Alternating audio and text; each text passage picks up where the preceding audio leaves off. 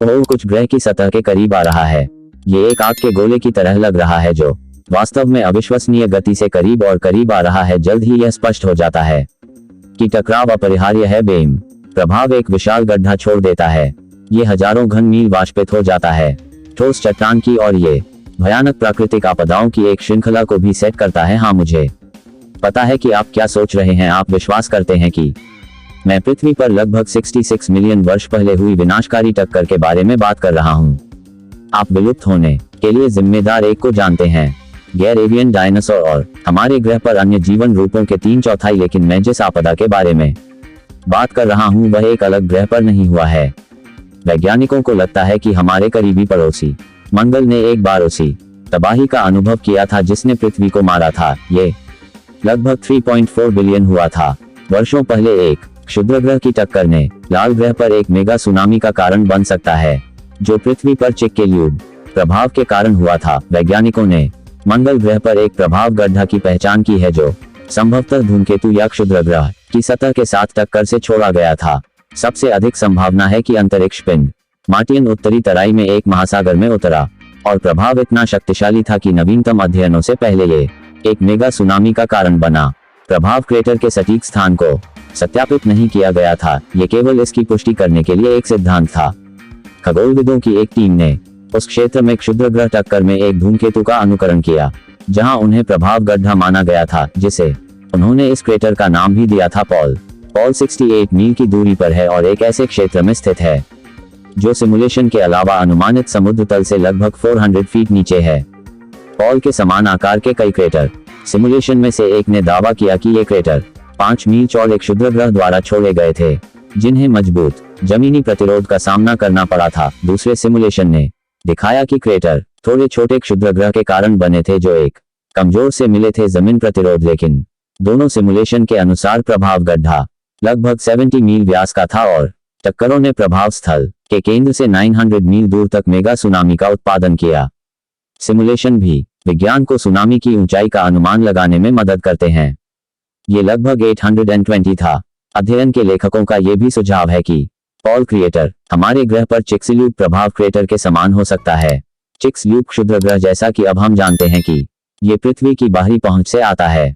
सौर मंडल यह अंतरिक्ष पिंड कम से कम 6 मील की दूरी पर युकाटन प्रायद्वीप के पास उथले समुद्री जल में दुर्घटनाग्रस्त हो गया। यह स्प्लैशडाउन इतना शक्तिशाली था कि इसने ग्रह के पूरे चेहरे पर अपना हस्ताक्षर छोड़ दिया। 2021 शोधकर्ताओं ने पाया कि टक्कर ने मेगा तरंगों को उकेरा था। आधुनिक समय के मध्य लुइजियाना के क्षेत्र में पृथ्वी की पपड़ी में एक नए अध्ययन से पता चलता है कि क्षुद्र ग्रह ने सुनामी को भी ट्रिगर किया था जिससे विनाशकारी रूप से समुद्र तल के अवसादों को आधी दुनिया में मिटा दिया गया था।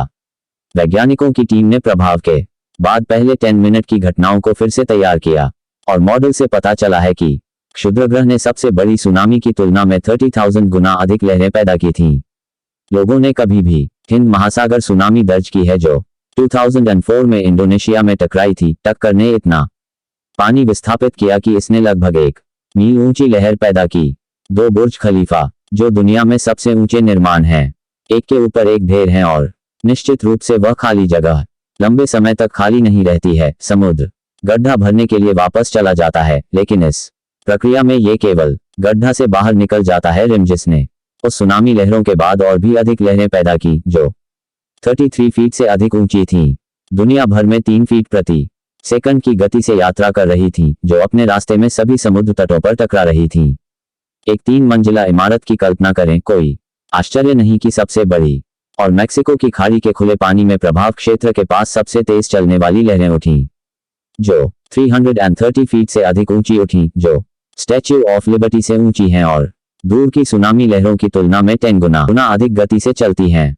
लेकिन वापस लाल ग्रह, कुछ विशेषज्ञों का मानना है कि मंगल ग्रह पर एक नहीं बल्कि 2 मेगा सुनामी हो सकती हैं, जो उल्कापिंडों की एक जोड़ी से उत्पन्न हो सकती हैं, जो इन 2 टक्करों के बीच कई लाखों वर्षों के अंतराल में तरल पानी के परिणामस्वरूप मंगल ग्रह जलवायु परिवर्तन के दौर से गुजरा। इसकी सतह पर बर्फ में बदल गया। दूसरे शब्दों में, पहला क्षुद्र ग्रह प्रभाव सबसे अधिक संभावना तरल पानी से बनी लहरें पैदा करता है और दूसरी सुनामी शायद बर्फ के पानी के गोल टुकड़ों से बनती है। जिस तरह से सबसे बड़े क्षुद्र ग्रह जो कभी भी पृथ्वी से टकराए हैं वे वास्तव में नहीं हो सकते हैं। जिसने डायनासोरों को समाप्त कर दिया उससे कहीं अधिक विनाशकारी टक्कर की संभावना लगभग 3.5 अरब वर्ष पहले हुई थी। नए साक्ष्य विज्ञान ने उत्तर पश्चिमी ऑस्ट्रेलिया में पाया है कि जिस क्षुद्रग्रह के बारे में मैं बात कर रहा हूं वह 12 से 18 मील की दूरी पर था और इसने पृथ्वी को एक अकल्पनीय गति से छोड़ा। ऊर्जा की मात्रा ने अब मुझे यह सोचने पर मजबूर कर दिया कि अगर इन दिनों ऐसा कुछ होता तो 30,000 से अधिक वस्तुएं जो इन दिनों पृथ्वी का चक्कर लगा रही हैं संभावित रूप से हमारे ग्रह में दुर्घटनाग्रस्त हो सकती हैं। नासा उनमें से लगभग 1500 को संभावित खतरनाक मानता है। ये अंतरिक्ष चट्टानें अवशेष हैं लगभग 4.6 अरब साल पहले सौर मंडल के बनने के बाद। उदाहरण के लिए 2004 में खगोलविदों ने पृथ्वी के पास एक विशाल क्षुद्रग्रह की खोज की। पहले अवलोकन से पता चला कि हमारे ग्रह पर स्पेस रॉक के टकराने की संभावना 3% से कम थी। क्षुद्रग्रह का नाम एपोफिस था। ये 1200 से अधिक है। द 13th of April 2029 को पूरे आकाश में लगभग 20 मिलियन टन वजनी है और इसका वजन 20 मिलियन टन है। एपोफिस पृथ्वी की सतह से 19,000 मील की दूरी से गुजरेगा, लेकिन भले ही अंतरिक्ष रॉक 2029 में हमारे ग्रह को याद कर सकता है, इसका मतलब है कि यह 15 साल बाद 2036 में वापस नहीं आएगा। यदि ऐसी कोई वस्तु हमारे ग्रह से टकराती है तो परिणाम अप्रत्याशित होंगे। वे टूटे हुए कांच और टूटी हुई खिड़कियों से लेकर पृथ्वी के चेहरे से मिटाए जाने वाले अधिकांश जीवन रूपों में भिन्न हो सकते हैं और यह संभवतः प्रभावित करेगा इंटरनेट। अब जो अंतिम विचार वास्तव में डरावना है, लेकिन सौभाग्य से आधुनिक तकनीकों से हमें किसी भी भयावह परिणाम से बचने में मदद मिलने की संभावना है। विशेषज्ञों ने वास्तविक जीवन की आपदा फिल्म को होने से रोकने के लिए कई तरीके विकसित किए हैं। एक चीज के लिए हम इस आगंतुक को दस्तक देने के लिए एक अंतरिक्ष यान का उपयोग कर सकते हैं।